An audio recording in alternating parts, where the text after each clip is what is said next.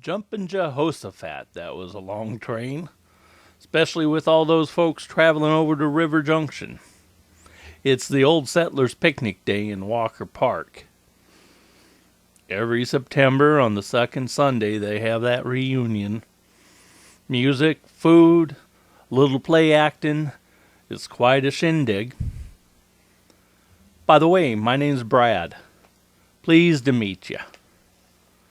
Take a load off while we wait for the next train. There's plenty of room on this here bench. While we wait, would you like to hear about one of River Junction's well-known characters? She lived just down the road. See that old brick building? Yeah, that was the general store she used to run. Her name was Annie Househeel. Why? Here's a painting of that store. It was done in What's that? You're right. I'm putting the plow in front of the oxen. Let's back up this tale of might. Annie was a Raymond to start out with. Househeel was her married name. Annabelle Raymond was born on a dirt farm in the middle of Nebraska. But the story really begins out east. Annie's great-grandparents were born about the time of the American Revolution. Timothy Raymond and Sarah Schofield were married in 1798 in Connecticut and then moved to New York, where Timothy became a farmer. They had 4 children, a girl and 3 boys. Their youngest, Albert Henry, was born in 1814. Henry, as he was better known as, would eventually become Annie's grandfather. Henry became a farmer like his father. Then Henry met a girl named Lydia Kent. They were married in 1840 in New York. In 1841, their first child was born. 10 years later, Annie's father was born. After her son Timothy was born in 1856, Henry and Lydia Raymond moved the family to Louisa County, Iowa. Indians had populated the area just a dozen years prior to that, and the state of Iowa was only 10 years old when the Raymonds settled into their new home. 2 more children were born in Iowa, making 10 children in all for this pioneer family. Charles Coit Raymond, Annie's father, worked on his father's farm until he was in his mid-20s. Then he met a girl named Laura Alexander. Charles and Laura were married a week before Christmas in 1879. In 1880, a son Harry was born. Laura died shortly after Harry's birth. With a baby to care for, Charles soon wed a native-born Iowa girl by the name of Elizabeth Jane Strain. Once married, Charles and Elizabeth packed up their wagon with all their belongings and little Harry. Then they headed for the sand hills of Nebraska, settling down on a farm near the town of Ord, Nebraska, and Fort Hartsulf. Charles built the family a sod house to live in. In 1885, a son Alfred was born. In 1888, little Annabelle Raymond joined the family. 2 older siblings, mother and father, all living in a sod house. This was Annie's introduction to the world. The next spring found Charles and family following the Oregon Trail west. The rich, cheap farmland is what attracted them here. This is where Charles's family settled down to farm in even the more rugged home near Roseburg, Oregon. And this is where Sister Viola Florence was born in 1890. Spending a little over a year in Oregon, the Raymonds were soon moving back to Iowa, where they settled in Highland Township in Washington County. This is where the youngest brother James was born, and Charles was to spend the rest of his life farming and raising his family. His parents and many brothers and sisters live in Washington and Louisa County, and many of the relatives had married within the community also. Neighbors of the Raymonds were the John and Clara Househeel family. John Andrew Househeel of Pennsylvania had married Clarabelle Buffington in 1878. The Househeels were to have 11 children. John and Clarabelle's third and fourth children were a set of twins. Nellie Catherine and William John were born on February 5th, 1883. William John, or Jack as he was known, hired on as a farmhand on the Charles Raymond farm. On that Highland Township farm, Annie worked right alongside her brothers, raising corn and oats, milking cows, shearing sheep, and raising chickens were just part of the daily life, as was helping her mother and sister tend the garden and can the vegetables. Like many farm kids, Annie attended the local one-room school until the 8th grade. At that point, she quit because the local high school was just too far away, about 9 miles. According to Kathy Househeel Bassett, Annie said her parents wouldn't hear of it, although her brothers all finished high school by the time they were 20. In her late teens, Annie hired out to women about to give birth, cleaning their houses, caring for their family members. By 1913, she had saved the unholy sum of $300. Annie had known the Househeels, including Jack and his twin sister Nellie, long before Jack came to work on the Raymond farm. The past few years, Annie had been keeping her eye on Jack. Now that she had a substantial savings in the bank, she began to think a little bit more about her future. That Jack Househeel looked like a hard worker. He came from a good family. His twin sister had married George Leffler. She knew the Lefflers well, as her half-brother Harry was married to George's cousin Molly. As a result, Jack Househeel and Annabelle Raymond were wed on February 26, 1913, on her father's farm. They stayed on at the farm until October of 1917, when they moved to River Junction, a town about 15 miles north. When Jack and Anna moved to River Junction, it was a prosperous town. This here railroad depot was there then, as well as the shipping station. Well, paint me green and call me a watermelon. Look over there in front of that old store. I'll be darned, That looks like Annie Househeel and Henry Walker. I've heard that their ghosts sometimes come to the picnic. Why don't we go see Annie and let her tell you about this town when she was here? Hey, Aunt Annie! Aunt Annie! Hi, Annie. Me and this gentleman here were just waiting at the depot for the next train to come by, and I was telling him about you and your life here in River Junction. But now that you're here, why don't you just take over the story? I really had just gotten to the point where you and Jack Househeel moved here into town. One time, there were 4 general stores here in town. One of them was owned by Eli Fountain, J.D. Musser, Ed Porter, and my mind, it escapes me now who the 4th one was. And then Ezra Walker, he had a meat cutting house here, and that's what they needed that brick ice house for out in the back, was for ice for that, for the meat house. There was a lumber yard over here. Ed Porter had the lumber yard. Oh, he was the other one that had the other general store. And he had that, and then there was also a small gas station here at one time, and Frank Pullen and his wife kind of worked for Ebb, and they took care of the gas station and the lumber yard. And of course we had the hog buying station, so this was a booming community. In fact, 100 people lived here in 1900. Well, they even had a brick factory here and a cement block factory. Well, yes, right? yes. J.D. Musser. He's responsible for the bricks on this building. He also had 5 other little brick houses throughout the village here, which are all gone now, that he had built for his children. He made these bricks, but the problem with the bricks was they were made out of clay, and it was too soft, so the buildings didn't last like they should have.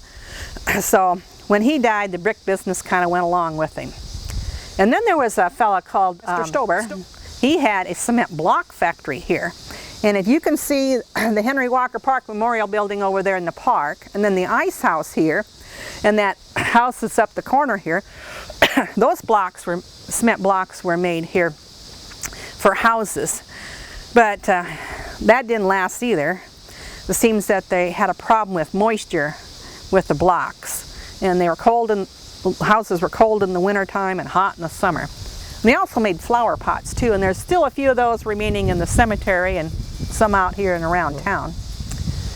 But yes, and I even heard they made cement blocks for silos. They built several silos too. Up here at Mr. Nelson's house, place up north here a few miles. Yep. They put a new brick there. Yes, Annie, this was a real going town at one time. Yes, it was. In fact, there's some of those silo bricks right over there on that slab. Over there where that tractor tire thing is over there, that used to be the coal shed for the train. And there's some of those brick liners over there for the silos. Yeah, but all those things come to pass, you know. People come, people go. Houses have been torn down. My store, I bought that store with my money. I ran the store. And Jack, he worked out. He was a farmhand. He worked for a lot of the local farmers here in the area when he worked. But, you know, he wasn't too reliable as far as the work goes. And he and I had words from time to time. I'd get real irritated with him. Why, the kids would come in and he'd give them free candy. Well, he couldn't have been doing that. I mean, how was I supposed to make a profit if he kept handing out everything free? Well, that wasn't bad enough, but he'd sit out here in the front porch, and when my cats would go by, he'd take his gun and shoot at them. And I know he did it because Terry Crews over here and his grandpa, Earl Hinckley, used to drive by and see old Jack out there doing it. But the kids like to come here, and I'm sure the reason they like to come is because old Jack would give them free candy. But, oh, and Jack, he took care of the cemetery for a while. He'd dig the graves. He was like the cemetery sexton. And I'd help out with that too. And I mowed it, and we took care of it together. And then when Jack, he died, well, that kind of left me to take care of it by myself. And I did it as best I could. But some people kind of complained about things. You see, when there would be a funeral, I would go over there and get in those graves with my bare feet as they were filling them in, and I would stomp it down because I didn't want you know, there'd be a sinkhole there afterwards. I wanted it to be nice and level so it looked good and it was easy to mow. Which is all fine and good, but some of the folks complained that maybe I could have waited until after everybody had left before I did my stomping. But anyway, I took care of it. But and when time went on, it got harder and harder for me to push that push mower and mow that grass down there. So, and then this was given by the Methodist Church to the county, and they made arrangements to have it mowed, so my services weren't needed any longer. But I still used to go over and look things over, make sure they were going on like they should be. And you know, a lot of my friends were there too, so I would, you know, have to bring back old memories of the folks I knew years ago. Well, was the church open all the time, or was it just? Well, the church, yeah, it was right over there. It was a Methodist church. It was on the same circuit as the Morfordsville Methodist Church up here, and the one in Lone Tree and Nichols. And it was opened in 1890, and they had services over here, and but not regularly.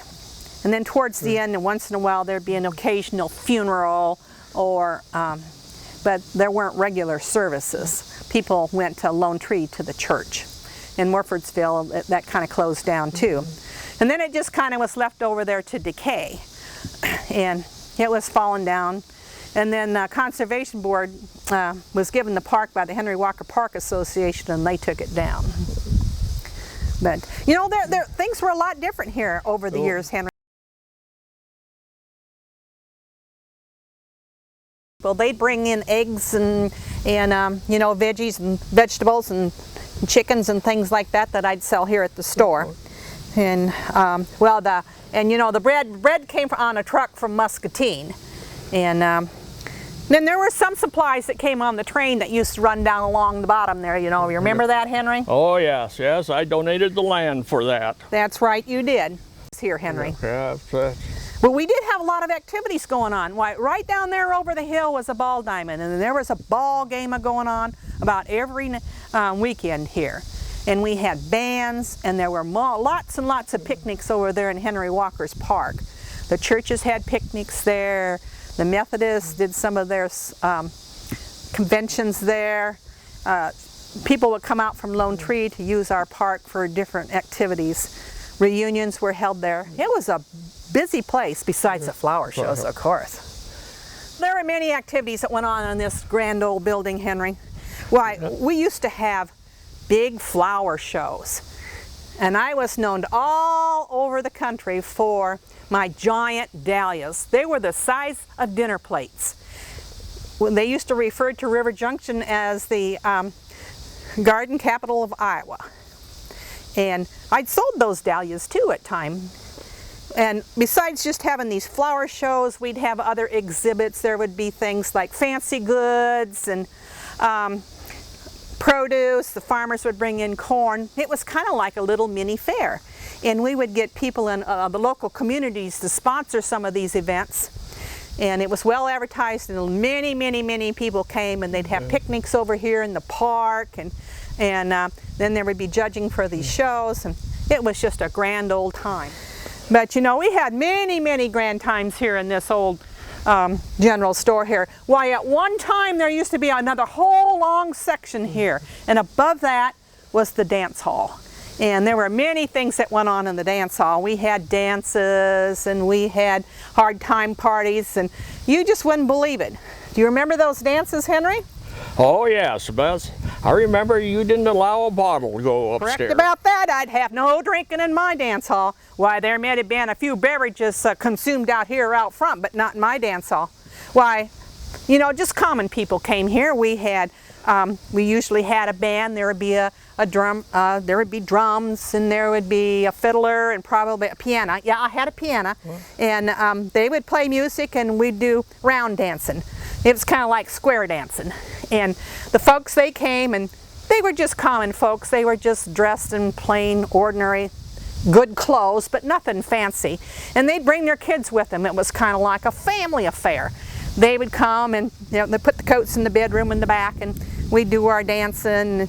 And then as the kids got tired, they go back and just crawl on the bed with the coats. And well, you know, and I had other things here at the store too. I had fabric so people could come in and buy things to make a dress. Why, I remember when Aileen Hinckley over here came in one day and getting some fabric there, she was going to make little Leela a dress. Little Leela, she used to visit often. She'd come here for candy and things, and or to get a list filled for her mother. And she'd walk, they lived just down there, just not too far, and she'd walk down along the old railroad track, and that's how she'd find her way here and back.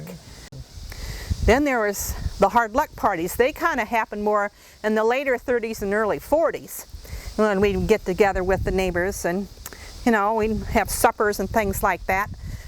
While we'd celebrate our birthdays, our anniversaries, the house seals, they would have their reunions here, and we just enjoyed ourselves. But as time went on, things got rough. You know, in the late mid-30s, the train that used to go through here was disconnected and abandoned. They came out and they took up the railroad. Well, I used to take care of the post office here, and after that happened, well, mail didn't come here no more, it came by truck. And so then also things that we got on the train for, you know, like things that I'd use in the store, that didn't come no more either. So, you know, the old train was pretty important to this community. Why, at one time, do you know that there was more livestock shipped out of this community than there was in Lone Tree. People would bring their cattle and their hogs right down this street and bring them down here and load them up on the train and send them on to Chicago. You know, there were other things that we shipped out of here too. There were wooden logs that they used for gun stocks. We shipped a lot of our grains, corn, wheat, oats, and all those kind of things went on the train. At one time, there were 4 freight trains and 1 passenger train that passed through here every day. Why, the folks over there from Riverside, they come over to the parties on the train, and they would from Lone Tree too. They didn't take their cars or their buggies, they just hop on the train and come on over. But once that train left, the town just kind of died. And business kind of slowed down too here a bit. And then by the time the 50s rolled around, the old store had closed up, and we no longer had the dance hall, and things just got a little bit sad. There had to be some way I could support myself, so I decided I'd hang paper. Wallpaper, that is. I had this old Chevy pickup, and I'd take my ladder and all my paper and supplies, and I'd take it on out to the folks in the neighborhood and paper their houses for them. And I did a darn good job too. Why, I even papered for the Rainers up here. You knew the Rainers. Oh yes, yes. You probably knew the old Rainers, not Blinky and Francis. They came after you. But I'll tell you a story about that Blinky Rainer. Well, he and Francis one time decided that they were going to do their own papering, so they papered their upstairs, and well, I caught wind of it. So I decided I was just going to take myself right on over there and just check up and see what kind of a job they did, because you know I did a mighty fine job. So I gets over there about lunchtime. I opened the door. They're sitting at the table. I walked right in, went right upstairs, checked things out, came back down. I looked Blinky in the eye and I said, "Blinky, the only thing I can say is it's clean." I turned around, slammed the door, and walked right on out of the house. Didn't say another word. And I'll tell you, they sure gave me a look. But you know, people got to understand a person's got to make a living around here. It became known as Stumptown. Stumpy. More people knew that than by any other name. Yeah, and you know why they called it Stumptown, don't you? Well, there's a few different stories. What have you heard? Well, at one time, the train went through down there, and then there was a siding that came through just on this side of the train. And at the end of that siding, there was a huge, huge oak stump. And, you know, some of the fellows used to sit there and play poker. But anyway, it was used as a bumper for the cars as they came off on the siding so they didn't want to go too far and go off the tracks. That's one story I heard. The other one is, like I told you before, we used to ship out a lot of oak logs out, or oak boards out of here. And so there were many, many stumps around for trees that had been taken down. I suppose not only for that, but for as people cleared the land to farm. So that's another reason I heard it was called Stumptown. Yes, well, I remember how I got started down here too. I came in with my brothers, and I went to the gold fields out in California. I heard that story, Henry, yeah. Well, I went out there to make money. And I did make some money. I came home with $2,600. Boy, that would have been a lot of money, Henry. You must have been a rich man. I was a rich man. Did you do anything special with that money, Henry? Well, I'll tell you what I did. I came down and took the $2,600 and I bought a little over 200 acres of land down the road here a ways. And I started out with that. And then I heard that the railroad might be coming through. Well, I'll tell you what I did. I went to the railroad and I says, if you build the first train depot in River Junction instead of Lone Tree, I'll give you the land. Well, that's all it took. So we got the first train station here in Johnson County. Well, when I first come to this area, of course, they was still Indians around. And they used to be around over West Falls is and on back there. They was sort of a settlement there that the Indians still live. Meskwaki, wasn't it? Yes, it was. Yeah. They never caused any problems and stuff, and as more people came, they was moved on west. Yeah. And it was kind of sad to see them go. Yes, it was. What kind of a house did you have down there, Henry? Well, I started out in a log cabin when I first got married. Well, after that, I built a nice 3-story house down here about a mile, and the walls were about 15 to 16 inches thick, and that lasted for a long time after I was gone, but it was finally tore down. It was starting to collapse, and it was tore down. I always made my own way. I always paid all my own bills and took care of myself. And I never depended on anybody for anything. So anyway, I went on hanging paper, and time went on, and I got older. But I still had my pigs, and I had sheep and chickens and things that I raised out in those buildings out back. And the sheep kind of stayed in the old ice house out there. And when they get big enough to take to market, well, I just put them in my old Chevy car there, either in the back seat or in the trunk, and I'd haul them on down to a stockyard, you know, pick up my check, and I'd be back home in no time. But then, time went on. The old Chevy didn't run anymore. Things were beginning to go downhill, and I was getting to be older and older. And it got so that I couldn't go anywhere anymore unless somebody took me. In fact, I had to rely on my neighbors to do almost everything for me. And the poor old store. Why, the east end here had kind of caved in. The piano fell through the upstairs down to the second floor, and it was just a pile of bricks out here. Well, there were people who would even come and get bricks and take them and use them for their hog lots. It was so sad to see that part of my life go. But that wasn't the worst of it. Here I was in this old store. I was old, and I just couldn't take care of myself so well. But there were a lot of good folk that lived here in the community. There was a potter and his wife that lived up the road there a bit. They would come and get groceries for me and help me with things here in the house. And over there, the Mincers, they got groceries for me. But one of the most important things that I wanted everybody to get was a battery for my radio. I like to listen to the ball games. And so as soon as that battery went dead, I had to get me another one, and they'd bring it for me. And you know, that's probably how I got to stay here as long as I did, because the neighbors were so good.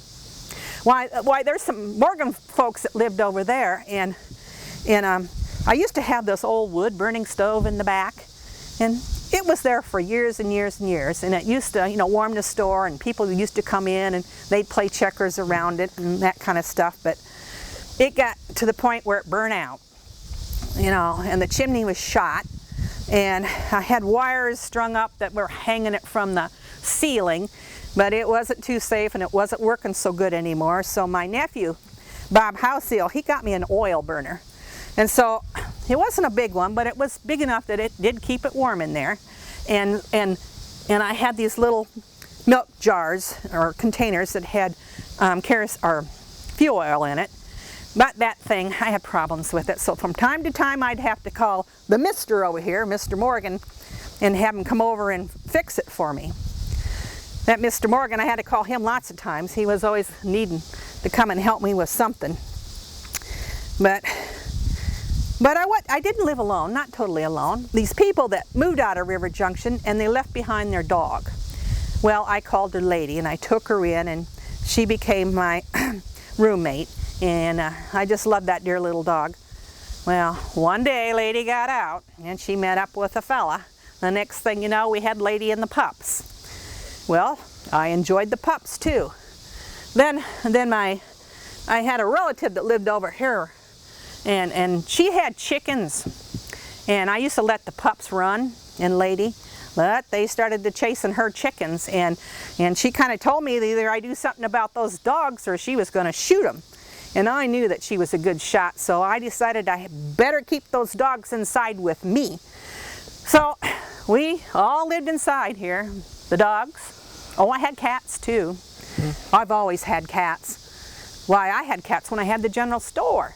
People used to kind of frown upon those cats because they had the run of the store. They get up on the counters, they were in the flour bins, they were everywhere. And people just didn't take to that.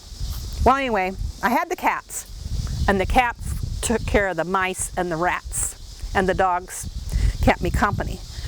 Well, time went on, and this part of the store began to decay more and more, and the roof was beginning to leak a bit, and plaster was falling down, and the rafters for the room on the back part where there was an inside toilet in the outhouse in the back, the floor had kind of rotted out there, so I'd taken some boards and made a little path so I could kind of get back there when I needed to go. And it was getting to look pretty rough in there. And I couldn't let those dogs out either, so we all lived in there, and it was kind of smelly. But those dogs were a lifesaver. You know, they slept with me and they helped keep me warm in the wintertime. I used to put on several sweaters and my winter coat. I did have boots that I wore in the wintertime. No need for them in the summertime, of course. But they kept me warm. I used to visit Annie in that old store. We used to play cards and dance and sing around that old piano. We always had to leave, though, before dark, because she only had kerosene lanterns to see by. Hand me that old scrapbook again. I want to show you something. I remember back in 1966, a lady painter from Iowa City came out and got to visiting with Aunt Annie. Marjorie Hayek was her name.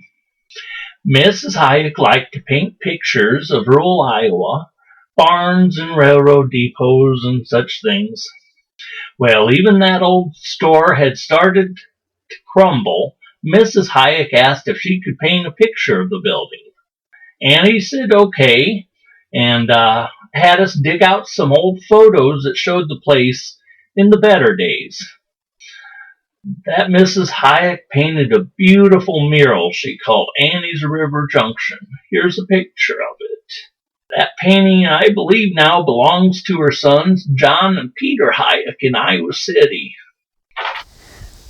And then, well, things got worse, and I didn't get any younger. And one of the neighbors decided that maybe I shouldn't be living there by myself. So she got a hold of the DHS through the Fremont trustee, that Musser guy up here. And she made arrangements with my nephew Bob Housefield to find me another place to live. And so he had gone over to that nursing home over there in Wellman and had things all lined up for me. And this was in the wintertime, and I remember sitting there waiting, knowing that I was going to be leaving my home. Oh, I was just devastated. I had lived here for 70 years. This was my home. I knew most of the people that were over there in the cemetery. Of course, they were all gone. And it was so hard to think that I was going to be leaving my home, River Junction. There were so many, many good memories here. And then there was my dogs and my cats, my family. How could I leave them? And I sat there by the stove just about freezing to death, and lo and behold, here come the ambulance. and it got me. And I had to say my final farewells to the dogs. And I left and to go to the nursing home in Wellman. And I did hear later that the neighbor lady up here, Sherry, that she tried to find homes for those dogs. A couple of them went to relatives, and Sherry took a couple, and they put an ad in the paper asking if anybody would please help out and give these poor dogs homes, and telling the story about why they were abandoned, or why they weren't abandoned, but why they needed homes. And I never did hear if they all got homes, but I know some of them did. Oh, it was so hard. And then I had to face the fact that I was going to this new place to live. At first, I didn't care much for that nursing home. No, sir, it wasn't anything like River Junction. I don't care. But, you know, it wasn't the first time I was in a nursing home, though. Why, in the early 70s, I had fallen, and I broke both arms. So obviously, I couldn't take care of myself. So after I had my arms fixed, and they set them and put me in casts and stuff, they took me to a home in Iowa City. And there were some other ladies there that I had made friends with, and I really enjoyed living there. Well, then they shut it down for some reason, and I was moved to the Ferries nursing home, which is down south of town here. And I was there for a spell. And while I was there, somebody broke into my house, and they took my furniture. Well, they called them antiques, but they were just my furniture that I've had over the years. And they took it and sold a lot of it off. And well, I was still down there in the nursing home when all that happened. Well, I had made up my mind that I was coming back home, and by damn I did come back home. And I was here for a number of years before I had to go to this other nursing home. Well, when I got there, it was really hard to settle in. I missed home so much. Good old River Junction. But as time went on, you know, I even got to kind of liking it there. And that's where I lived for the last 5 years of my life.